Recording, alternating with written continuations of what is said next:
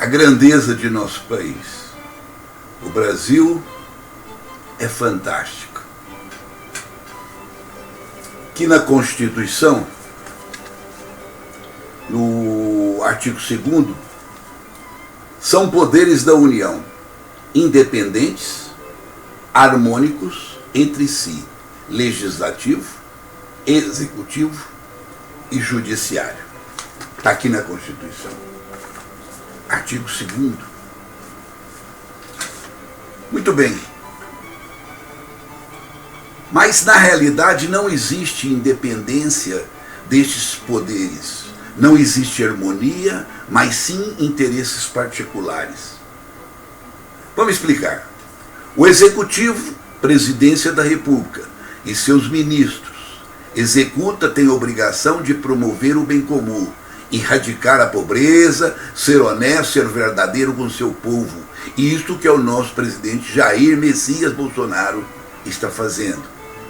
Quem escolhe os ministros do Supremo Tribunal Federal? O presidente da República escolhe os ministros do Supremo Tribunal Federal, quando há vaga. Daí precisam ser referendados no Senado Federal para se tornar ministros. Começa aí o toma lá da cá. Favores.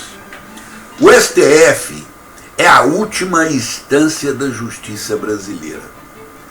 Deveria ser a guardiã da Constituição. Não poderiam arredar um pé em nenhuma vírgula da Constituição. Deveria ser o orgulho do povo brasileiro.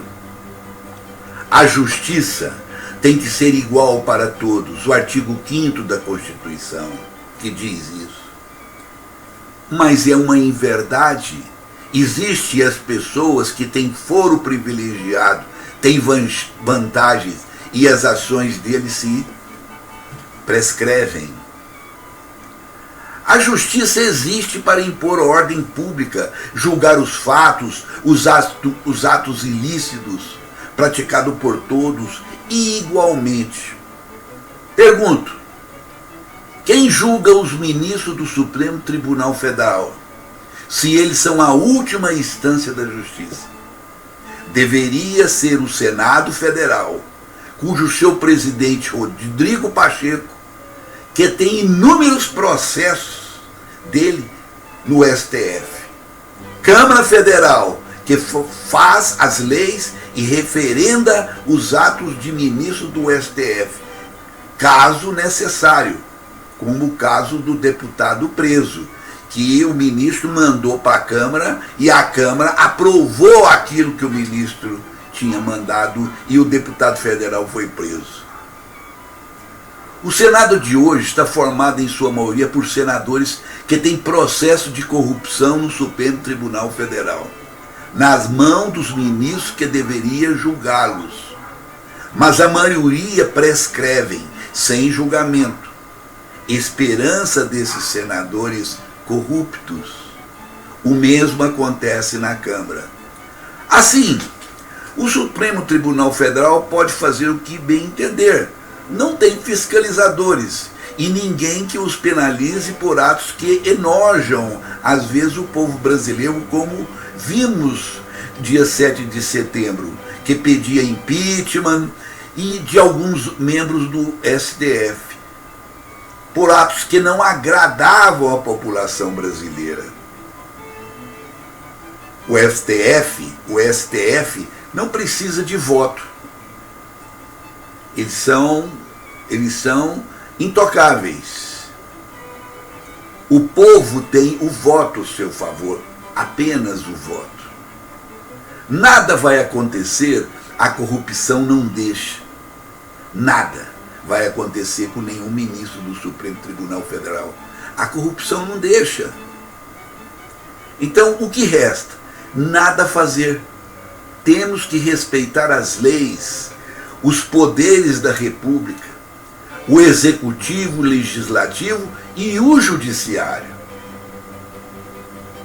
O ministro-presidente do Supremo Tribunal Federal foi firme, forte em seu pronunciamento. Disse: o Supremo é unido, somos um por todos e todos por um. Mostrou unidade, poder e força.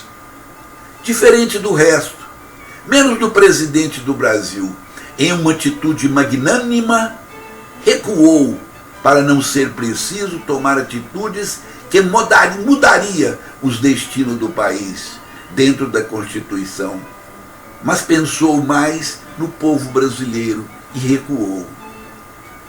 O STF mostrou unidade e força, mas veja o resto. O Senado Federal ajoelhou Rodrigo Pacheco, presidente, nada fez, nada, quando proibiram os governadores corruptos de ir prestar depoimento na CPI da corrupção. Todos se calaram, e quando aos impeachments, todos engavetados.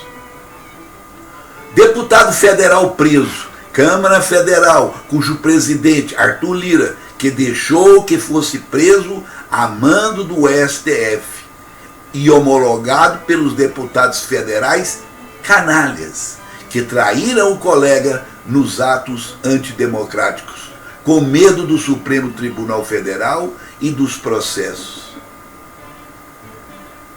Roberto Jefferson, presidente do PTB, está preso e nenhum partido, ou melhor, sigla partidária, fizeram alguma coisa para defendê-lo. Não existe na realidade união. Oswaldo Eustáquio, jornalista, foi preso e agora a prisão revogada. A Associação dos Jornalistas do Brasil nada fizeram para defendê-lo. Zé Trovão, pedido de prisão e já revogada. Estes sim fizeram e quiseram continuar a paralisação em todo o Brasil, mas a pedido do nosso presidente pararam a paralisação para não trazer prejuízos a inocentes e ao Brasil. Estes são povo diferente dos demais, os caminhoneiros. Deus os protejam. Então, a podridão está à vista. As ruas não serviu de nada. Temos que respeitar as instituições, mas existe um modo de vencer a guerra: substituir os membros canalhas do Senado e da Câmara Federal por homens honestos, que querem o bem do Brasil. Assim as outras mudanças acontecerão naturalmente. O presidente da República não pode fazer nada sozinho. Dentro das 4 linhas da Constituição, como ele sempre diz, jamais vencerá a guerra contra o Senado, a Câmara Federal e os torpes e muitos corruptos governadores que manuseiam os seus deputados federais. Existe um modo só. Você, eleitor, você pode fazer muito. Mudar o jeito de votar, escolhendo homens de bem, honestos nas eleições 2022. Renovação, assim as mudanças virão e o Brasil entrará nos eixos para sempre. Tirando a corrupção e os corruptos da vida pública brasileira, o Brasil caminhará para frente. Deus ilumine a todos.